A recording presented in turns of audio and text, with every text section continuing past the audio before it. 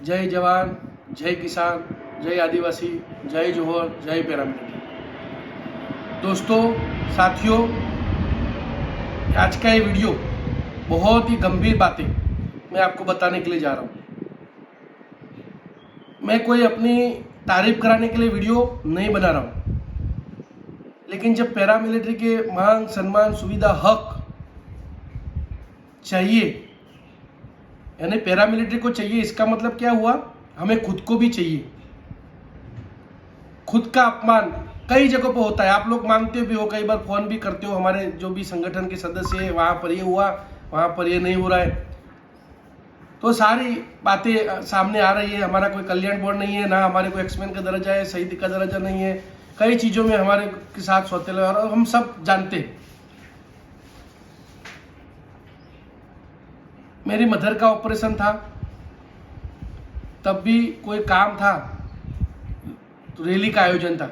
आप वसंत भाई से भी पूछ लेना, और जो मौजूद थे उनको भी, तब भी मैं उनको वहाँ हॉस्पिटलाइज करके अपना समय निकाल के वहाँ पहुँचा। उसके बाद वाइफ का भी था ऑपरेशन, तब वहाँ आईजी साहब की इम्पोर्टेंट मीटिंग थी, जो हमारे पैरामिलिट्री के लिए वहाँ जाना भी जरूर था, तो वो चीज़ को भी वहाँ पर उनको अटेंड किया, वहाँ पर ऑपरेशन थिएटर में किया, और तुरंत ही वहाँ से गाड़ी लेके वहाँ पर चले गए। उसके बाद मेरा मदर का अवसान हो गया, देहांत हो गया। 3 दिन हुए थे।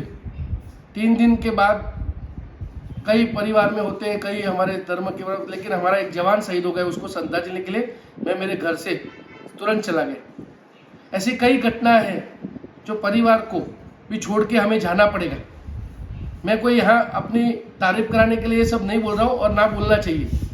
सबकी अलग अलग इच्छाएं होती है। यानी आप लोग जो आ रहे हो, मैं आज स्पष्ट बोल रहा हूँ कि ये जो पैरामिलिट्री के हक की लड़ाई है, उसमें आपका आने से एक संगठन को ताकत मिलती है, और सारे संगठन एक साथ जुड़ के, सब एक एक व्यक्ति साथ जुड़ के, हमारी जो गूंज होती है एकता शक्ति की, कि नहीं, ये बहुत ही बड़ा संगठन है गुजरात में, ऐसी गूंज अभी तक हुई नहीं।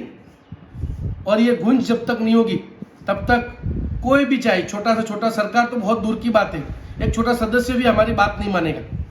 हमारी गूंज ऐसी होनी चाहिए कि हमारे जवानों के ऊपर हमला होता है, तब हमारे जवान बेचारे एक अपाहिज की तरह, बोला क्या करूं, कहाँ जाऊं, उसके पीछे कोई नहीं है। तो इन जो असामाजिक तत्व है, उनके ऊपर भी एक दृष्टांत, एक एग्जाम्पल देने के लिए भी हम सबको इकट्ठा होना पड़ेगा। आप सब, जब एक टाइम दिया जाता है कि ये टाइम पर आप आइए, तो सारे काम, चाहे कुछ भी हो, शादी भी होती है किसी की, वो सब छोड़ना पड़ेगा। इसी को तो त्याग बलिदान बोलते हैं। त्याग बलिदान का मतलब क्या हुआ कि आपके घर में भी कोई परिस्थिति है, ऐसे में कई हमारे संगठन में है, जो एक वीराबाई के भी बात बोलना चाहूँगा, जो दाहोद जिला अध्यक्ष, जिनके पैर में चोट लगने के बावजूद भी वो वहाँ पर पहुँचे थे। कहाँ पर? भिलोड़ा में, शामड़ाजी में जब हमारी मीटिंग थी, तो वो वहाँ पर मौजूद हुए। तो ये ऐसे कई है दृष्टांत, लेकिन मैं अगर इन पे बात करने जाऊँगा तो वीडियो काफ़ी लंबा हो जाएगा, इसलिए मैं शॉर्ट में यही कहूँगा कि सभी का बलिदान त्याग, देश की आज़ादी में केवल गांधी जी का रोल नहीं था, सरदार वल्लभ भाई का रोल नहीं था, सुभाष चंद्र बोस का रोल नहीं था, खाली भगत सिंह का रोल नहीं था, सुखदेव जी का रोल नहीं था, जितने भी महानुभाव सभी का रोल नहीं था। उनके साथ जो बंदे लगे थे, तब ये अंग्रेज झुके थे। तो झुकाना है, आपकी बात मनवाना है, तो खाली केवल व्हाट्सएप खेलने से नहीं होगा। आपको कोई पसंद नहीं है, मैं कई बार बोल रहा हूं, तो उसको छोड़िए। आप किसके लिए वहां पर प्रेजेंट हो रहे हो? अपने खुद के आत्मसम्मान, स्वाभिमान के लिए। आपके साथ जो अपमान का घूंट आप पी के घूर, उसको न्याय दिलाने के लिए आप आ रहे हो। आप कोई दीपेश भाई के लिए, या वीरा भाई, या तुलसी भाई, या वसंत भाई के लिए, अनिल भाई के लिए नहीं आ रहे हो।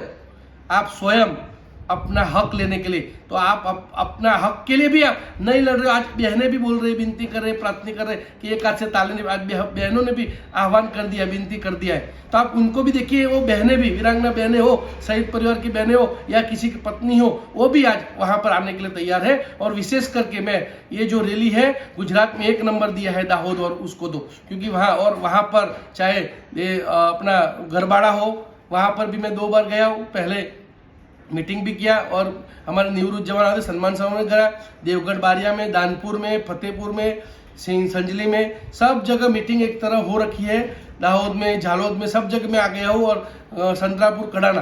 तो दोस्तों साथियों, ये जवान के साथ भी अपमान है और किसान के साथ भी अपमान है। यानी जो जय जोहर जय आदिवासी, मैंने पहले ही बोला कि आदिवासी समाज को तो ऐसे ही अन्याय हो रहा है, तो आप लोग जवान भी हो और किसान भी हो, तो आप इस अभियान को सफल बनाने के लिए उस दिन कोई भी आपके बहाने हो या कोई आपके पास कोई ऐसी जेन्युइन कोई होती है घटना, तो उसके लिए तो मैं क्षमा चाहता हूँ, आप मत आइए। लेकिन छोटा मोटा तो चलता रहेगा, जीवन है, किसी की शादी में जाना, कोई ऐसा फंक्शन है, वो तो सब चलता रहेगा। लेकिन वो छोड़ के, यानी मैं आपको बात बोल रहा हूँ, अपना जवान एक रिटायर्ड होके आया था पालनपुर में, मैंने अपने बच्चे को और वाइफ को वहाँ पर जो कार्यक्रम था वहाँ अटेंड के लिए उनको छोड़ दिया। यानी कोई घर का एक सदस्य चला गया वहाँ पर तो हो गए अटेंड, लेकिन आपका वहाँ यहाँ आना बहुत जरूरी है, इसलिए आप ऐसा मैनेज करिए। और मैं बखूबी जानता हूँ कि जो खास करके खेती पशुपालन का व्यवसाय है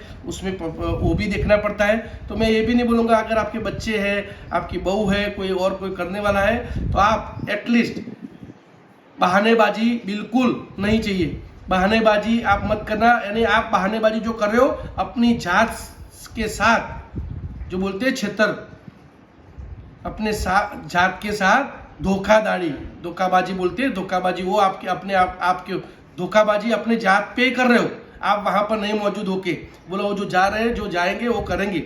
इसलिए भाई मेहरबानी, विनती, प्रार्थना, अपील, मेरा एक ही कहने का मतलब है, जो वहां पर रैली है उसको सफल बनाइए, उस सफलता की गूंज चारों कोने में जाएगी, और उस गूंज के कारण चाहे हमारी जो पैरामिलिट्री न्याय यात्रा है उसको सफलता मिलेगी, आपको भी, आपको सम्मान, मान सम्मान जो है, हक है, वो निश्चित मानिए, वो आपके ऊपर डिपेंड करता है कि आप ग्राउंड में किस तरह का खेल खेलते हो। एक के बाद एक विकेट गिराओगे तो कभी इंडियन टीम जीतेगी नहीं, वो हारेगी। ये हमारी टीम है, तो उसमें आपको खेलना भी पड़ेगा, और अच्छा खेलोगे तो आपको जरूर प्राइज मिलेगा, इनाम मिलेगा, और इनाम के तौर पे यही मिलेगा कि आप जो लड़ रहे हो वो सही है और उसका न्याय मिलेगा। जय हिंद, जय भारत।